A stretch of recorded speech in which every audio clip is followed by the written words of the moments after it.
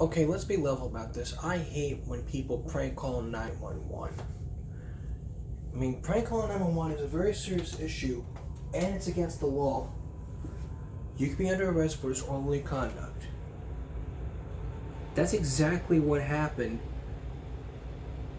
on Tuesday.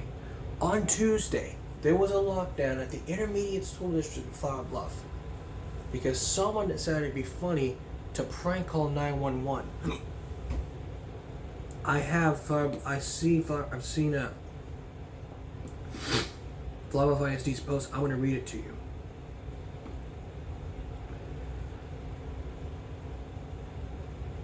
I can find it. There it is. It's from January 25th. This was on Monday. This afternoon, approximately 1 p.m., the district became aware of a potential situation may require police presence at the Intermediate campus.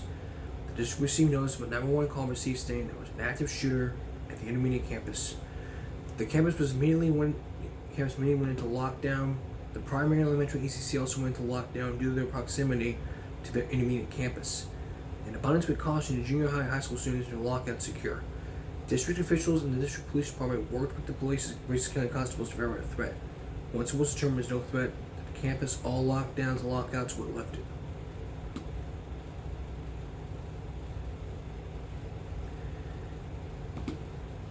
And what we just now learned, it was a false alarm. There's police presence and there was ambulances.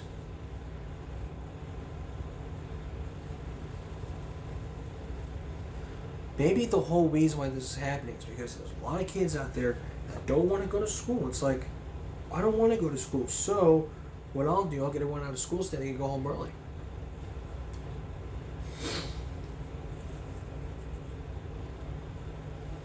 You cannot be misusing the 911 system.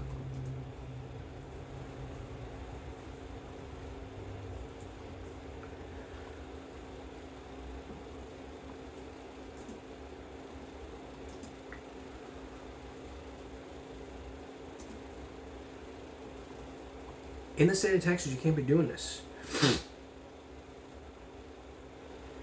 Class A misdemeanor potential jail time increases to a maximum of 1 year and a fine of $4,000.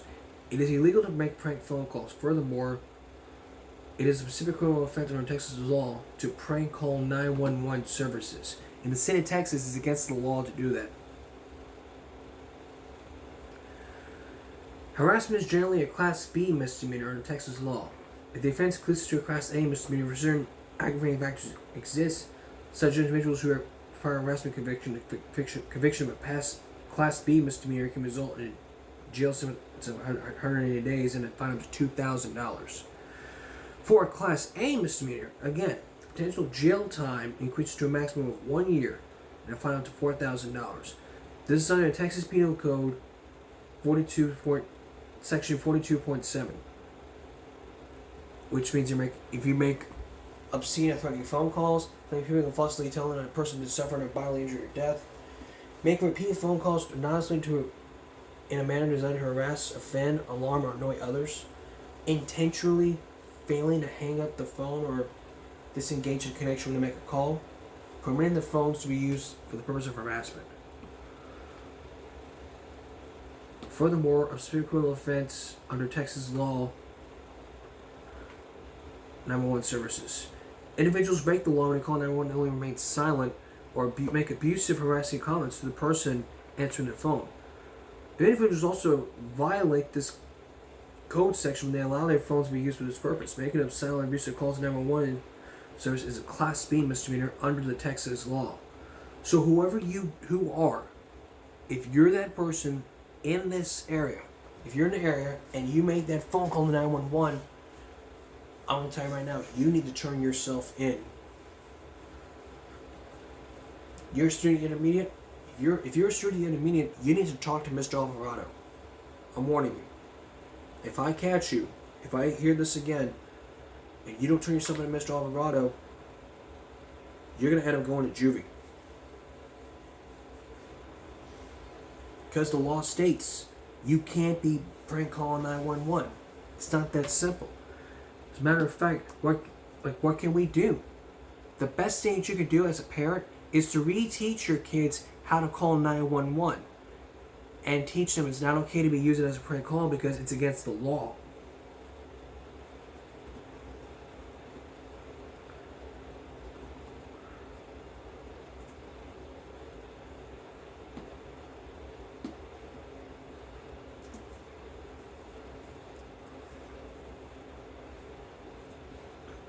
And there's probably articles in the news. Like, there's two. There's one back in November. 2 months ago from WDRB, Nelson County dispatchers say kids are prank calling 911.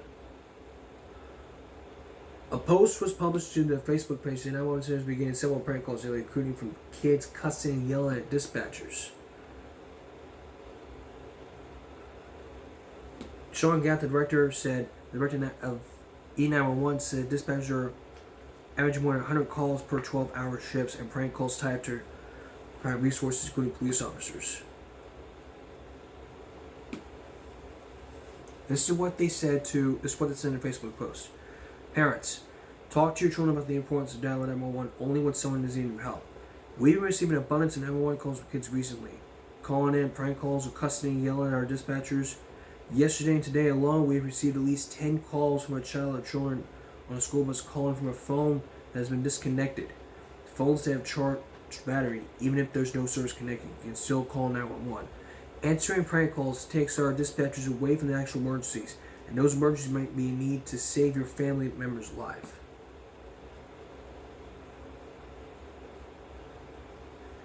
You need to tell your kids about this. You don't talk to your kids about this. You think it's cool to prank call 911. Exactly what happened in this case. Coming up, COVID. How's it doing? Then we're going to shift our focus to blame. Actually, we're going to save that for Friday because of what's going to happen. So after a brief message, we'll bring you more about COVID and tell you what you can do about calling 911 in case there's ever a real emergency. Before we continue on, I had planned to bring you guys Tuesdays Give Me a Break about the blame situation. Which you see on my post, but that is going to be shifted till Friday because there's a lot of things that dictate my schedule. A lot of things happen between COVID, school, COVID-19, education topics, a lot of things. So COVID, 6.5 million plus 30,000, over 30,000, 78,878 deaths, 87 deaths plus 288, up to 79,000. Almost at 85,000 plus 605. 1350 plus 3, that's 1353.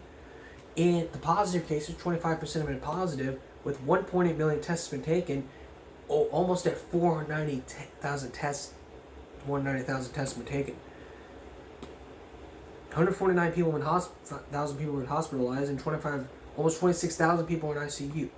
Vaccinations, 69.4 have had at least one dose, while 58.5% are fully vaccinated, 16.9 and 20.1.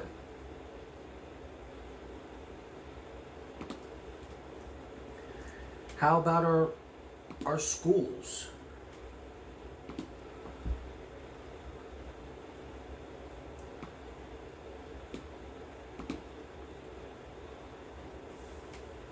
Let's look at Monday.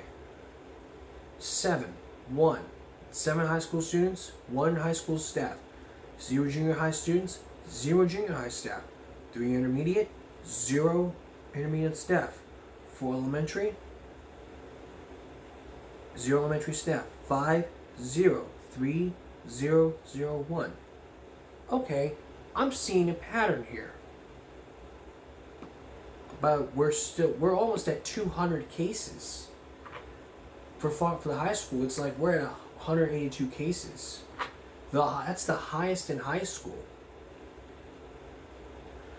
We're about to be close into February.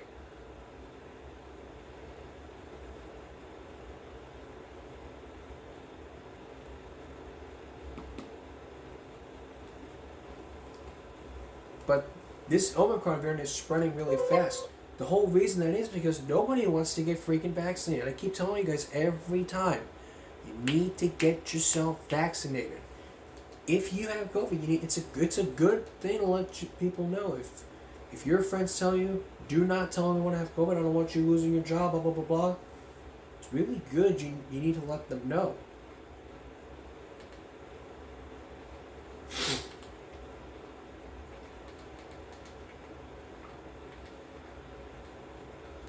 If you don't let your child know what's going on, then if you don't just tell them, hey, things need to happen, things need to change.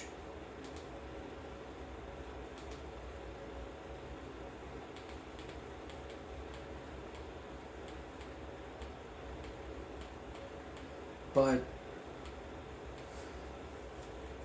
there were a lot of things happening. School districts suing the governor over this. And now, New Mexico is one of two states. I mean,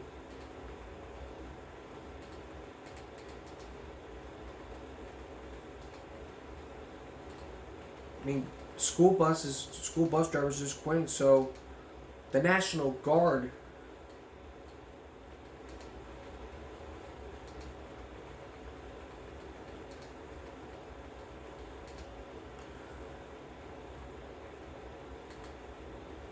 So that's all they do. I mean, the bus drivers quitting, so they call the National Guard. It's like, we're losing a lot of bus drivers.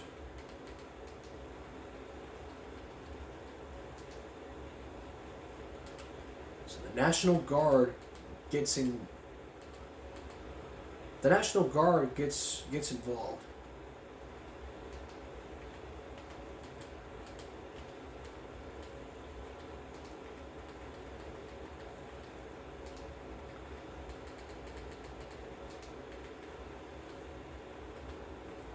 So again, I mean, it's like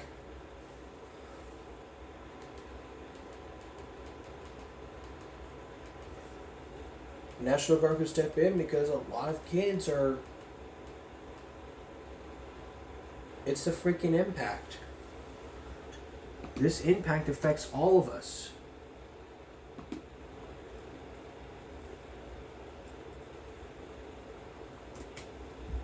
And I think I saw an article.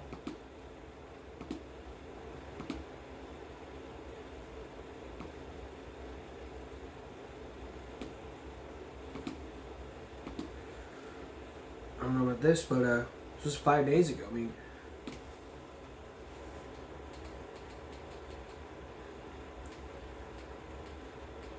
we all blame the bus drivers. The bus drivers are blamed because nobody wants to get COVID.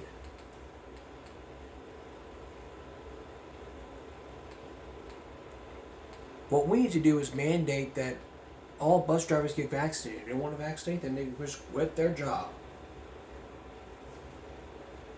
But that's not the case. The case here is that we have to get the National Guard involved, or probably get the police. That's like getting involved. It's like teachers retiring, so we call on police officers. It's not like that episode in South Park. It's not that COVID-19 episode of South Park where the police took the teachers and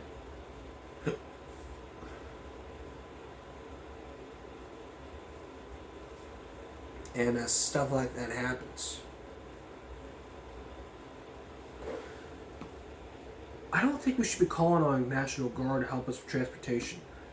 I think we need to mandate that bus drivers, whether they quit or not, to get vaccinated. If they don't get vaccinated, they can lose their job. If they quit, it's their choice.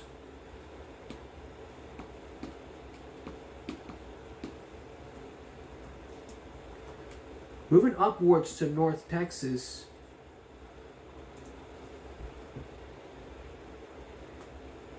where a number of superintendents, just weeks ago at a school board meeting, there was an unusual number of superintendents in North Texas, and those superintendents have announced they're stepping down. What's the reason?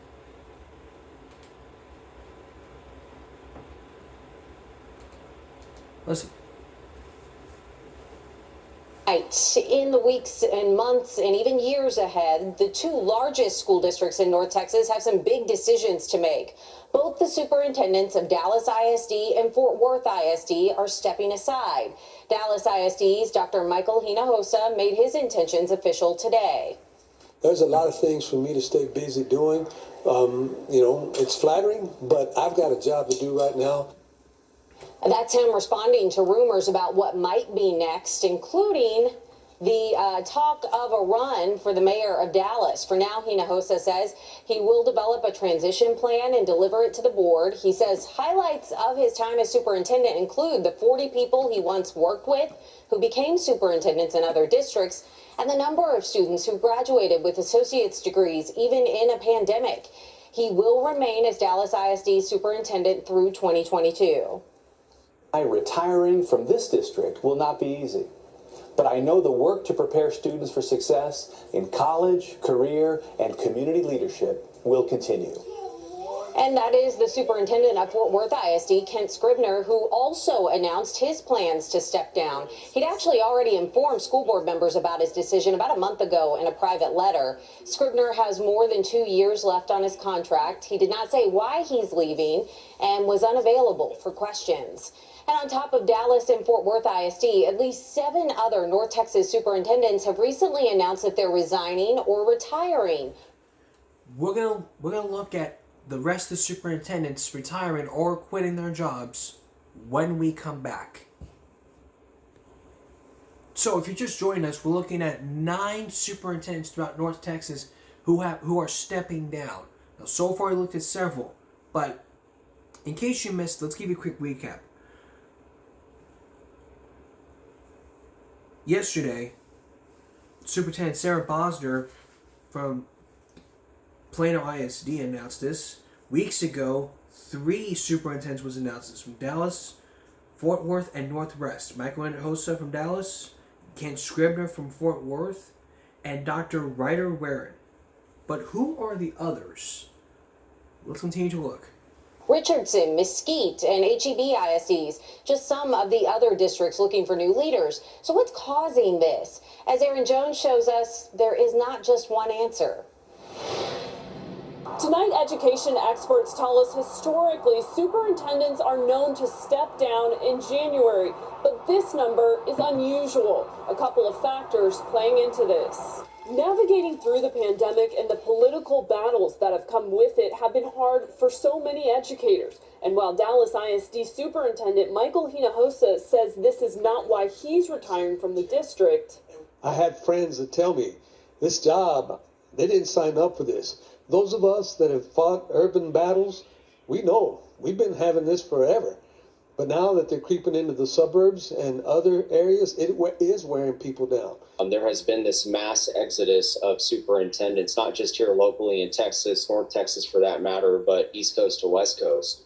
James Guerra is the president and CEO of a national executive consulting firm. His company recently conducting superintendent searches for districts like Houston, San Antonio, and Austin ISDs. He says right now in Texas, there are roughly 60 superintendent vacancies. I have attributed much of the early retirements, resignations, or to use your word, stepping down as a correlation to the pandemic. Dr. Stephen Waddell, UNT visiting professor and former Louisville ISD superintendent, agrees. I suspect that the stress of what's been happening these last 2 years is contributing to that. I don't think that would be the only reason. I think also, too, superintendents who are eligible to retire are simply aging out. But Guerra says the good news is for all those leaving, there's certainly no shortage of educators looking to take their place. There's an ascending dynamic of leaders who are seeking to be a superintendent for the first time. And because of the pandemic, we're told a good portion of the recruiting process is done online, the average hire taking about 4 to 5 months. In Dallas, Aaron Jones, CBS 11 News.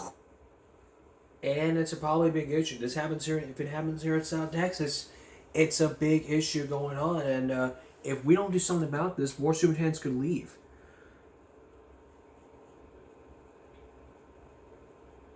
All 9 of them.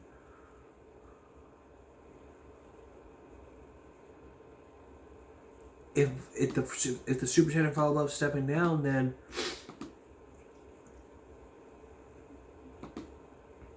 I have to be there.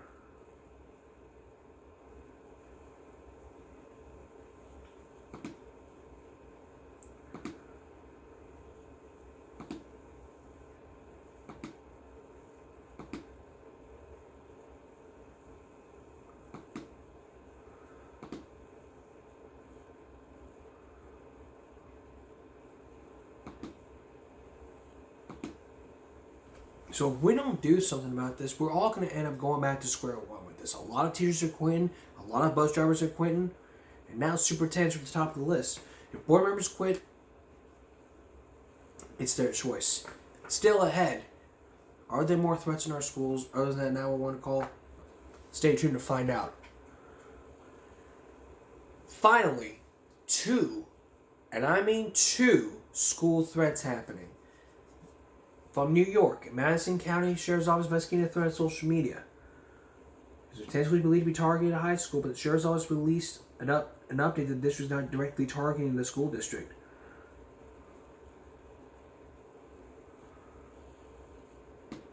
The Sheriff's Office working with the police department. I mean, the threat, which is the screenshot, do not go to school.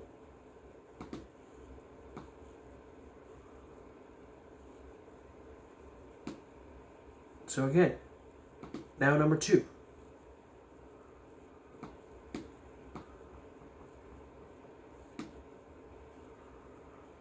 There's 3. Let's look at number 2. Number 2, Long Island Middle School is connected to the social media prank. A fake gun threat.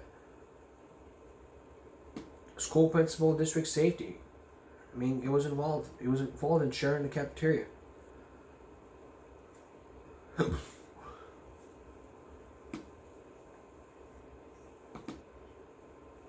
Number 3. 3 North Mason schools have been shut down after threats are made. The Sheriff's Office looking at the threats in the schools and said these threats are restricted to upper campus only. Elementary schools will remain open as normal. This was in Washington. The district said Mason's County Sheriff's Office recommended shutting down the middle school and Mason High School for after-school activities. But the Dallas Morning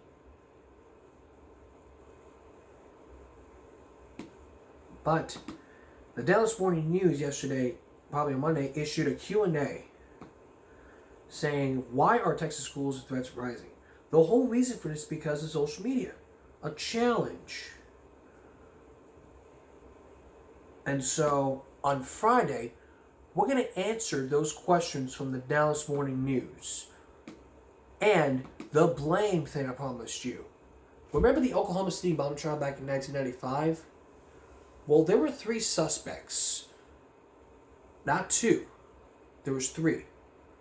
Timothy McVeigh, James, and Terry Nichols. But the third one, but James said it was the government's plan to do this all along. We're also going to look at the Branch Davidian in Waco, and then we're also going to look at the siege at Ruby Ridge, Idaho. We're approaching 30 years of this, and I could tell you about a special where I'm planning for this for that half-hour special. Wait till Friday to find out. Sorry, Miss Tuesday. I was very busy. And I hope this never happens again. That's all for this Thanksgiving break Wednesday going to Thursday. We'll see you again Thanksgiving break Friday. And also, coming up on Friday, the finished project for the upstairs gym. We'll tell you all about that. Also tell you about that on Friday. For all of us here at YouTube, have a good night.